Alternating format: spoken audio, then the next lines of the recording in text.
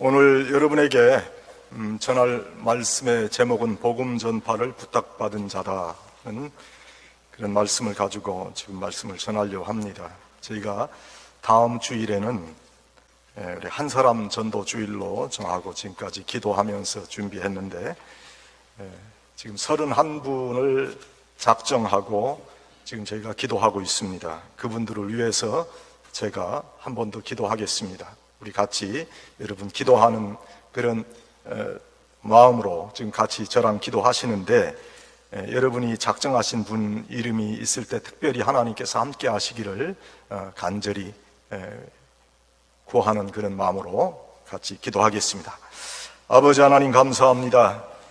영원히 사는 천국의 복음을 저희에게 허락해 주시고 저희는 그 복음을 받아들여서 영원한 하늘나라의 시민이 되게 하신 것을 감사합니다. 아버지 하나님, 이 귀한 복음을 전할 수 있는 귀한 책임을 저희가 잘 이룰 수 있도록 아버지 도와주시옵소서.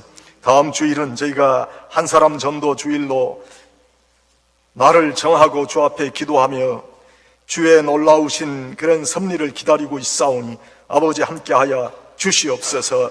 특별히 여러분들 이제 주님 앞에 기도하오니 이들의 영혼이 주님 앞에 온전히 구원받고 주의 전으로 나올 수 있도록 아버지 역사하여 주시옵소서.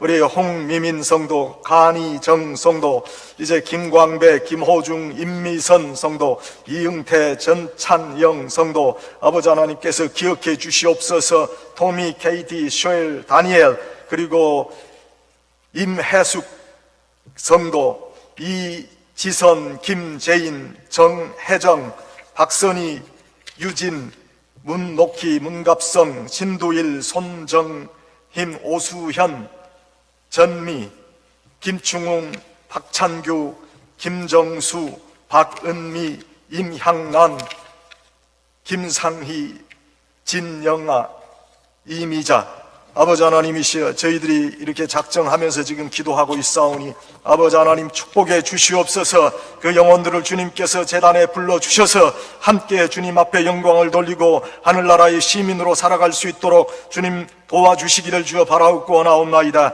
아버지 하나님께서 오늘 저희와 함께 하시고 귀한 마음 저희의 기도를 통해서 주님 앞에 부르짖음을 통해서 이들을 주 앞으로 인도해 낼 수 있는 귀한 능력으로 주님께서 함께 주실 줄 믿고 예수님의 이름으로 기도하옵나이다. 아멘. 자, 계속해서 이분들을 위해서 기도하시고 이분들이 함께 예배 드릴 수 있도록 그렇게 여러분 수고해 주시기를 바랍니다. 자, 우리 복음 전파를 하나님께 부탁받았어요.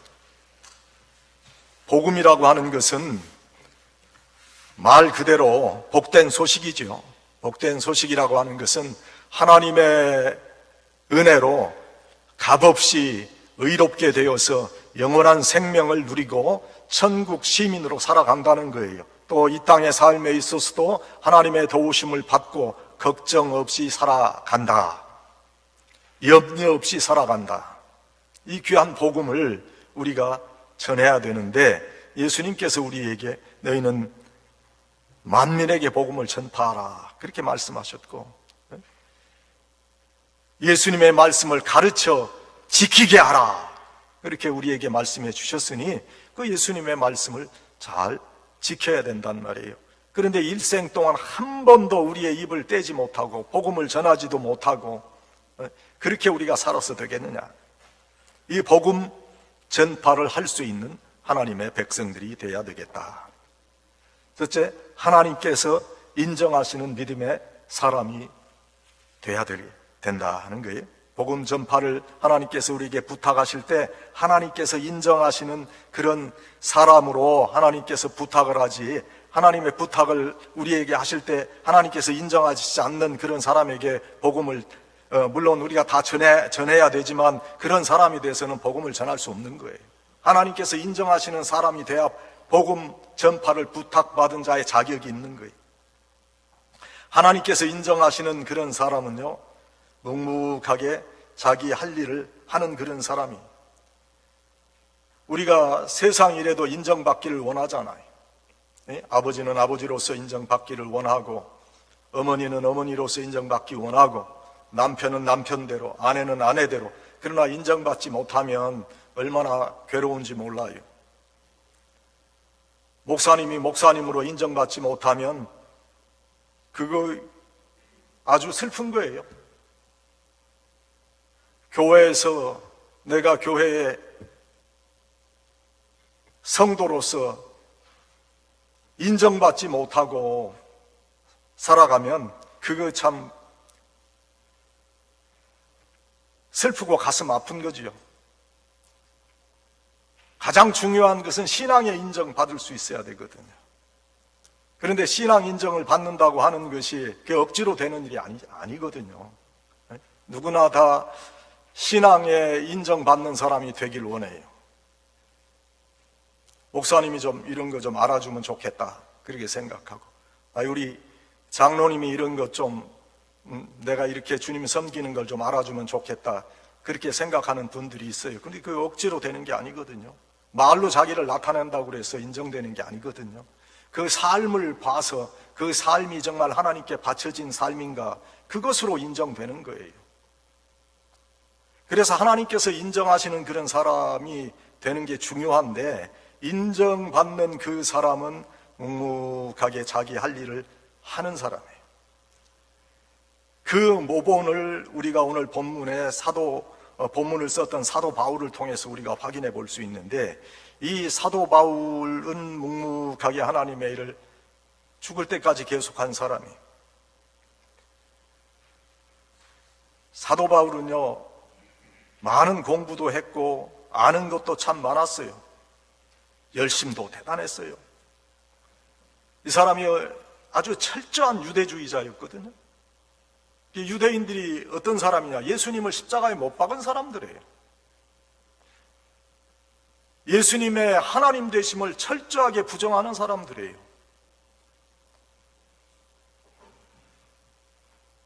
그런데 이 사도 바울이 바로 그러한 사람이었다는 거지요. 유대교 중에서도 아주 철저한 율법주의자인 바리새파 사람이었고, 가말리엘의 문화에서 공부했다, 그러니까 그렇게 말하고 있어요. 얼마나 열심히 대단했던지 그 예수님을 믿는 사람들을 잡아 죽이고 또 예수님을 믿는 사람들을 감옥에 넣기 위해서 앞장섰던 사람이에요.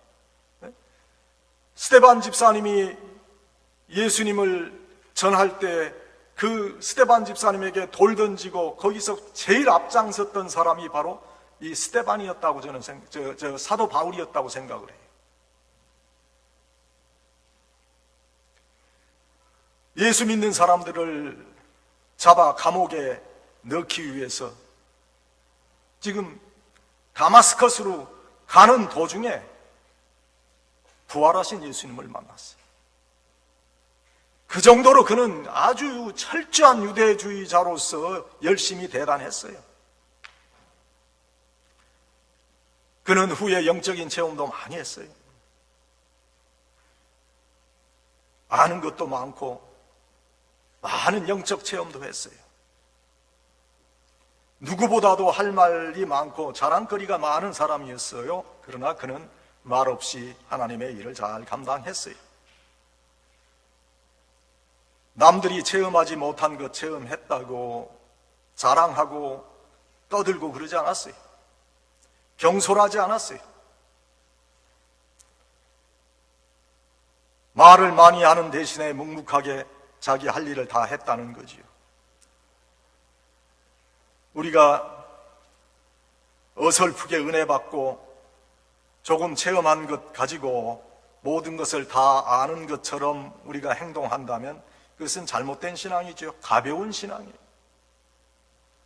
은혜는 가벼워서 요동치는 게 아니에요. 가벼워서 떠다니는 것이 아니라 위에서 아래로 임하는 거예요. 하나님의 은혜를 받으면 그래서 더 깊어지고 겸손해지고 안정적 신앙인이 되는 거지요. 삶의 무게가 실려서 요동하지 않아요. 중심이 바로 잡혀서 넘어가지 않아요. 은혜에 사로잡혀서 일하는 그런 일꾼들은 항상 어디에서나 무슨 일을 하든지 덕을 세운다. 덕을 세우는 게 뭐지요? 쉽게 말하면 남에게 유익을 끼치는 거예요. 그런 사람이 하나님께서 인정하시는 믿음의 사람이에요. 남이 어려운 일 당하고 힘든 일을 당하면 어떻게든지 도우려고 하는 사람.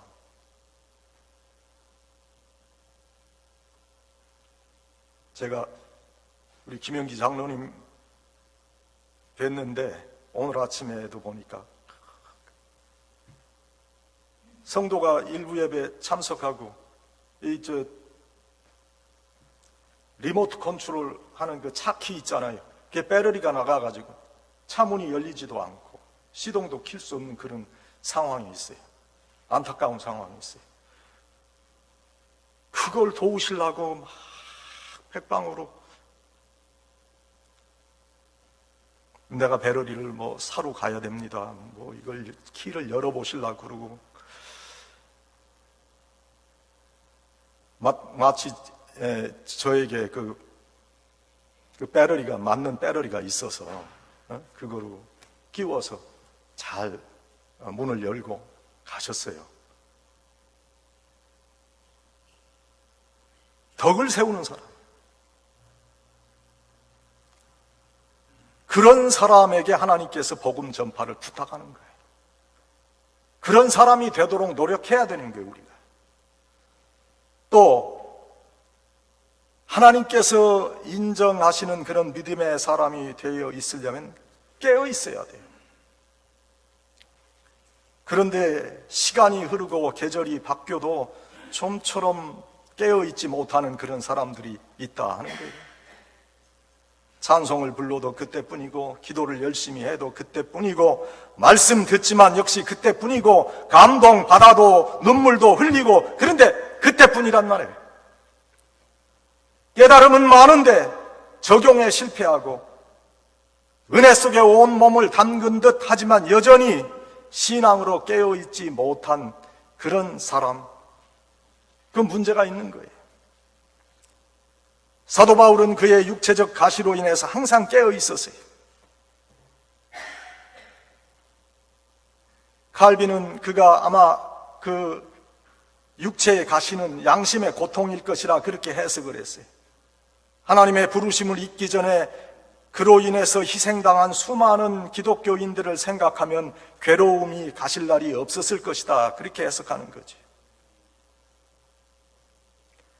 루터는 바울을 괴롭히는 반대자들이었을 것이다. 그렇게 해석했어요. 많은 음모와 술수의 어려움을 당한 것이 사실이니까. 어떤 분은 간질병이라고 했고 어떤 분은 그것을 안질이라고 했어요. 그러나 그것이 중요한 것은 아니죠. 그것이 무엇이든지 간에 이 바울은 항상 깨어있는 사람이었다. 3번씩이나 그의 문제를 가지고 하나님께 기도했어요. 하나님께서 그러나 고쳐주시지 않고 내 은혜가 네게 족하도다 그렇게 말씀하셨어요. 평생 그 가시를 안고 살다가 죽었어요. 그러나 이 바울은 그가 불행했던 것이라 생각하지 않고 오히려 감사하고 기뻐했다. 우리가 알아야 할 것은 형통만이 복이 아니고 치유의 사건만이 복이 아니라는 거예요. 때로는 우리의 실패가, 때로는 우리의 연약함이 하나님의 복과 은혜와 사랑이 될 수도 있다 하는 거예요. 왜냐하면 그때가 우리가 영적으로 깨어있는 그런 시간이기 때문에. 우리가 회복되지 못하고 고침받지 못한 것은 하나님의 사랑을 받고 있다는 그런 깨달음의 증거가 될 수 있어요. 영적으로 깨어있는 사람에게 우리 주님은 복음 전파를 부탁하세요. 또 하나님께서 인정하시는 믿음의 사람은 하나님만 의지하고 살아요. 바울은 아주 잘 나갔던 사람이에요. 얼마든지 잘못될 수도 있어요. 그래서 하나님은 육체의 가시를 그에게 주셨어요. 하나님은 완벽하고 완전한 자라 믿고 자신의 의로 일하는 사람을 원하시는 것이 아니라 하나님만을 의지하고 오직 하나님의 도우심으로 살아가는 자를 하나님께서는 쓰세요. 그래서 육체의 가시가 필요한 거예요, 때로는.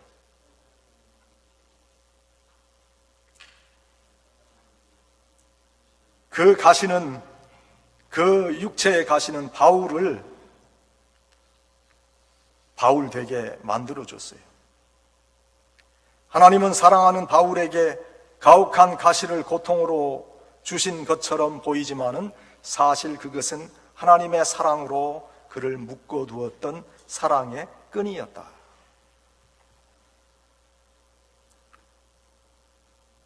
우리는 그것을 고통으로 여기지만 하나님은 그것을 은혜와 사랑의 도구로 활용하신다.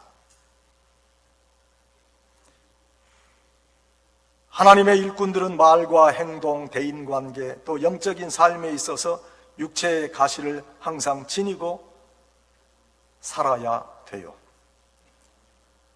은혜에 사로잡혀 사는 사람은 말없이 하나님만을 의지하는 거예요. 그래서 하나님의 은혜에 의지하며 살고 주어진 일을 감당하는 거예요. 이런 사람을 하나님이 인정하시고 복음 전파를 부탁하신다. 하나님께서 인정하시는 그런 믿음의 사람이 돼야 돼요. 두 번째, 복음 전파를 부탁받은 사람은 하나님을 기쁘시게 하는 사람. 하나님을 기쁘시게 하는 자는 주님의 피로 세운 주님의 몸된 교회를 사랑하는 자요, 주님의 몸된 교회를 세우는 자요, 주님께서 우리를 교회의 모퉁이 돌이 되게 하셨어요. 베드로는 유대교회의 모퉁이 돌이 되었어요. 사도 바울은 이방인 교회의 모퉁이 돌이 되었어요. 이제 우리 한 사람 한 사람이 하나님 나라를 건설하는 천국의 시민이 된 거예요. 너희를 통해서 이 땅에 하나님의 나라를 건설하기를 원하신다. 하나님께서 말씀하세요. 어떻게 우리가 우리의 교회를 가장 아름다운 교회, 가장 건강하고 행복한 교회로 만들어갈 수 있을까? 우리 한 사람 한 사람 믿음의 체계가 건강할 때에 교회가 건강한 교회가 되는 거예요.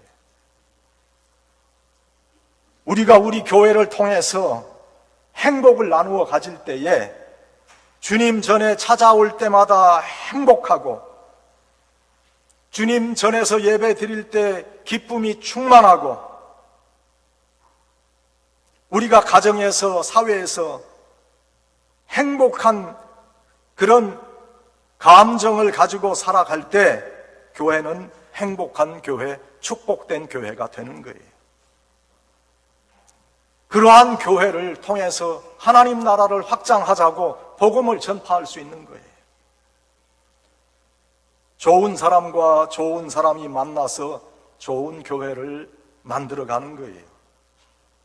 나 하나만 건강하고 나 하나만 행복하면 되는 것이 아니고, 주님의 몸된 교회를 찾아오는 모든 사람이 건강하고 행복한 신앙인이 될 때에 우리 교회는 행복한 교회가 되고 주님께서 기뻐하시는 교회가 된다. 우리 한국 축구 대표팀이 아시안 게임에서 금메달 땄더라고요. 어제 저녁에 뉴스를 보니까 그런데 여러분도 기쁘시죠? 저도 기쁘더라고요. 일본하고 해서 이겼습니다. 그런데 저도 그런데 저희 집 사람은요, 일본하고 해서는 절대 져서는 안 된대. 꼭 이겨야 돼.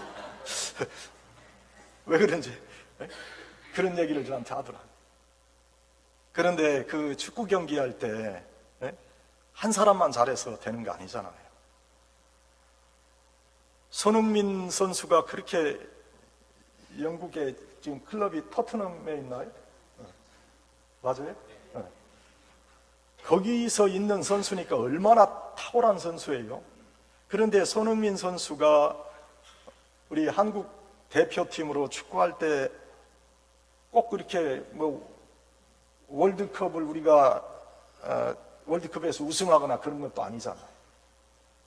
그러니까 한 사람만 잘해서는 안 되는 거예요. 그 받쳐주는 사람들이 다 잘해야지. 골리도 잘해야 되고, 또 뭐 수비수도 잘해야 되고, 그 윙백들도 잘해야 되고, 뭐 미드필더들도 잘해야 되고, 이게 다 잘 맞아야 그게 축구도 잘할 수 있는 거죠.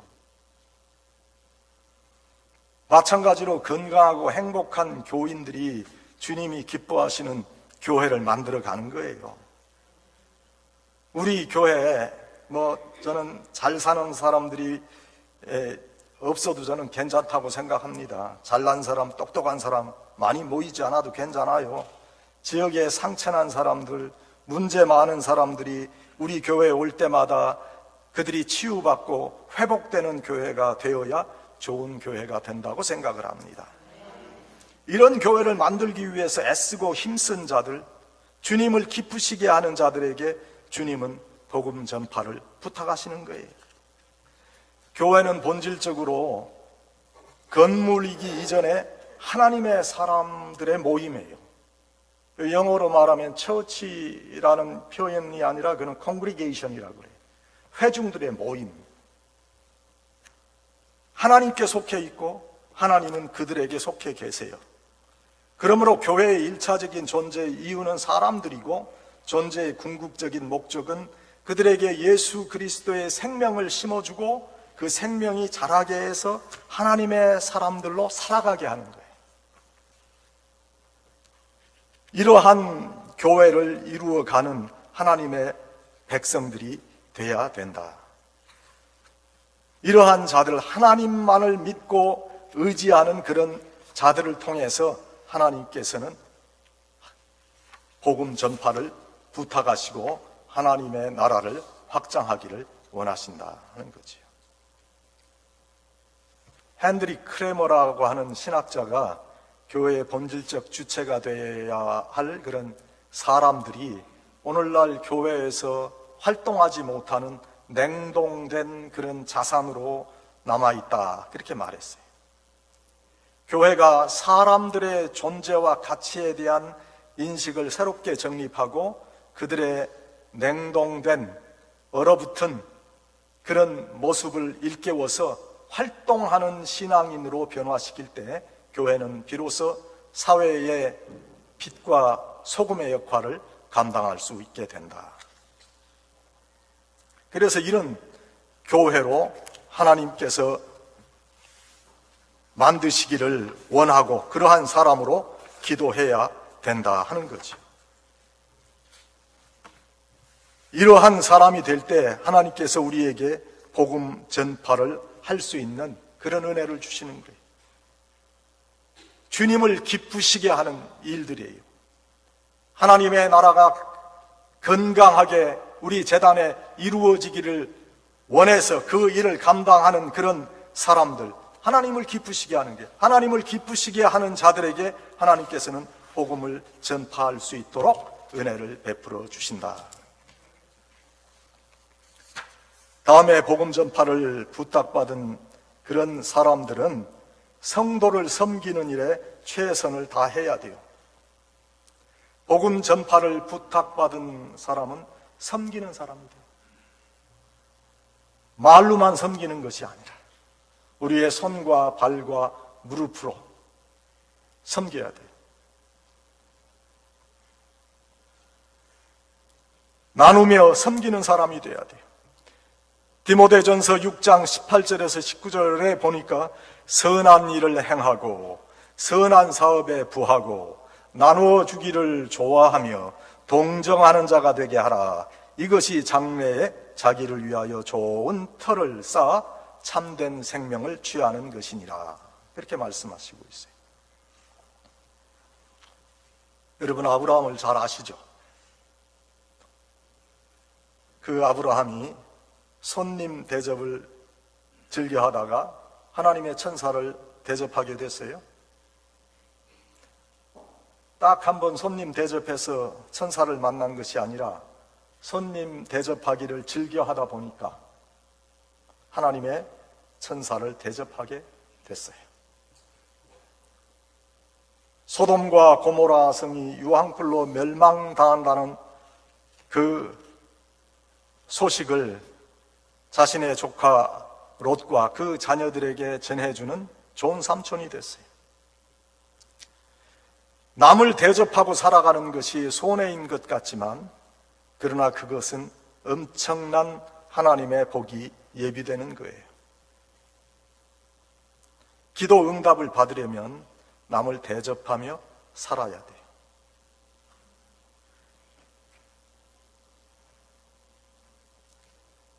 대접하지 못하고 살아가는 사람들,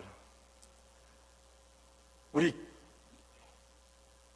기독교인들, 특별히 오늘 우리 함께 예배드리는 우리 성도들은요, 남을 잘 대접하시기를 바랍니다.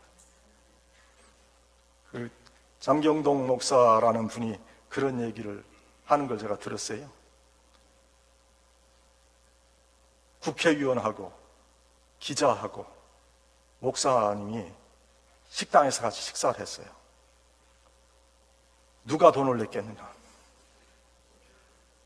아무도 안 냈대요. 식당 주인이 냈대.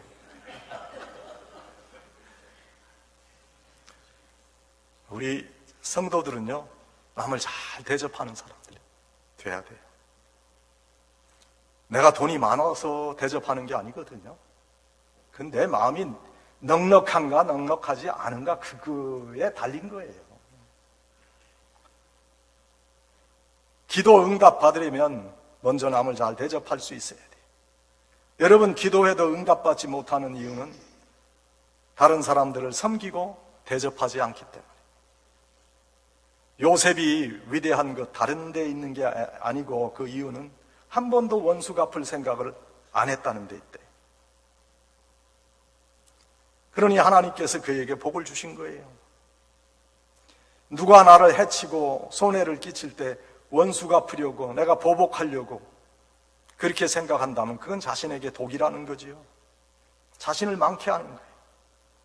그러나 나 같은 사람에게도 하나님께서 복 주실 줄을 믿습니다. 그런 마음으로 언제나 어느 상황에나 하나님의 뜻을 생각하고 섬기는 자가 되면서 살면 복 있는 자로 산다. 사랑에는 신비한 힘이 있어요. 사랑은 나누면 나눌수록 커지는 것, 그게 바로 사랑이에요. 그래서 이웃이 나를 사랑하는 것, 하나님이 나를 사랑하는 것, 그것도 나누면 커지는 거예요.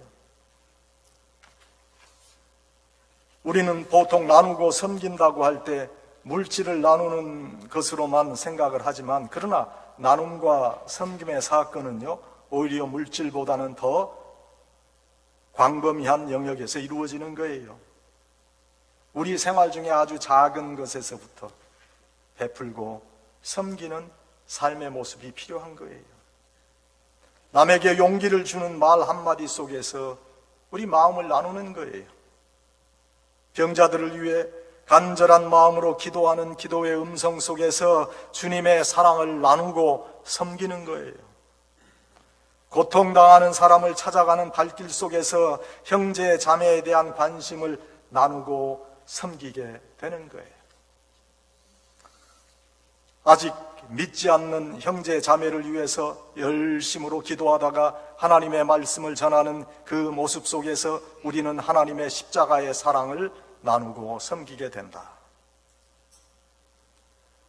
최선을 다해 섬기는 신앙인은 먼저 자신을 돌아보고 자신의 마음밭을 살펴보는 사람이에요. 나에게 신앙의 즐거움을 빼앗아간 이기심, 분노, 두려움, 이런 것들을 확인하고 물리칠 수 있는 사람이에요.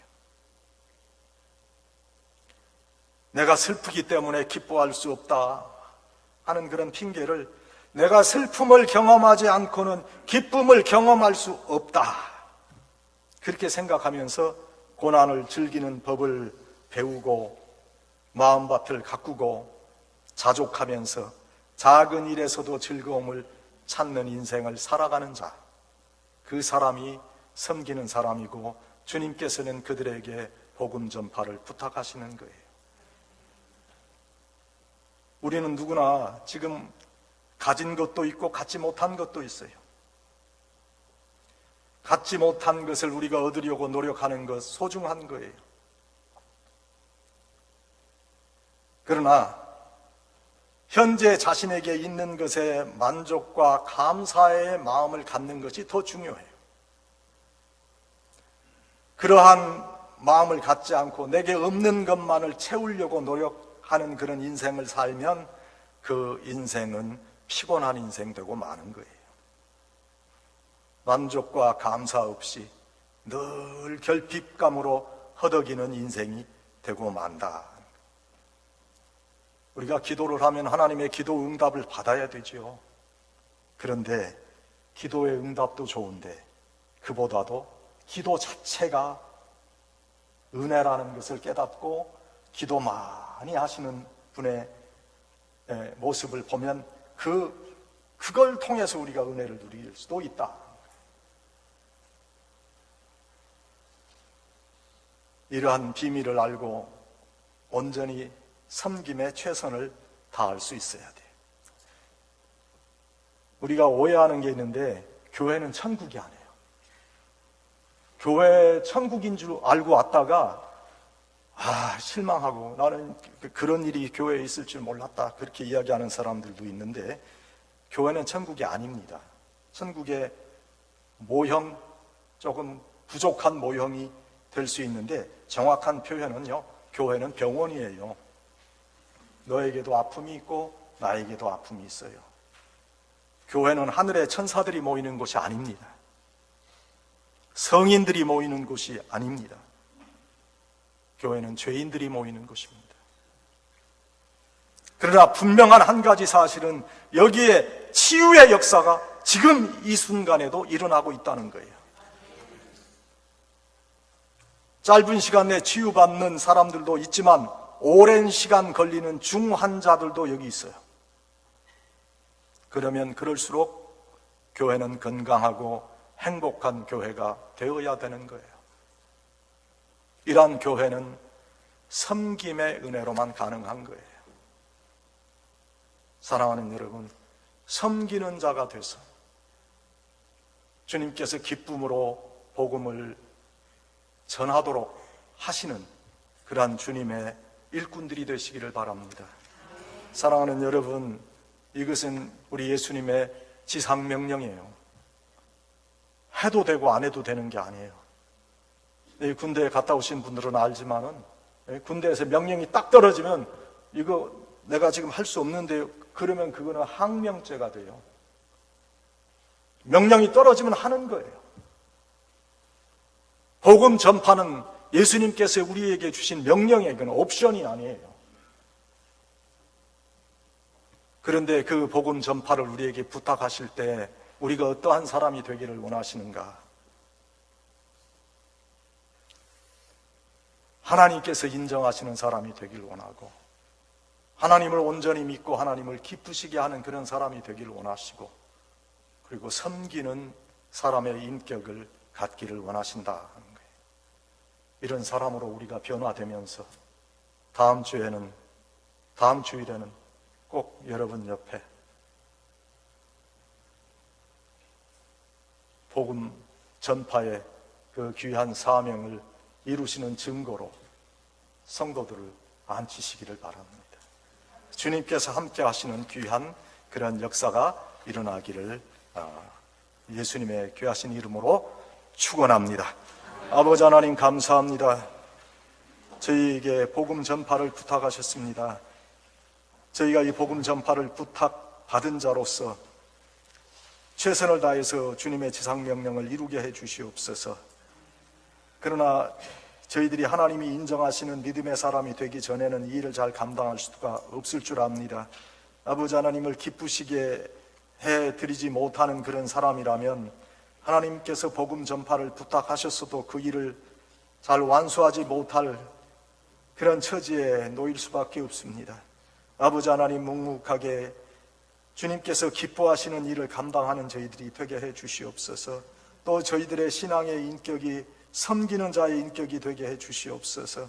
내 자신을 내세우는 것이 아니라 항상 낮아지고 남을 나보다 더 낮게 여기는 그런 신앙인으로서 주님께서 주신 이 귀한 지상명령을 잘 이룰 수 있는 복된 성도들이 다 되도록 주님 이끌어 주시옵소서. 함께 하실 줄로 믿고 예수님의 이름으로 기도하옵나이다. 아멘.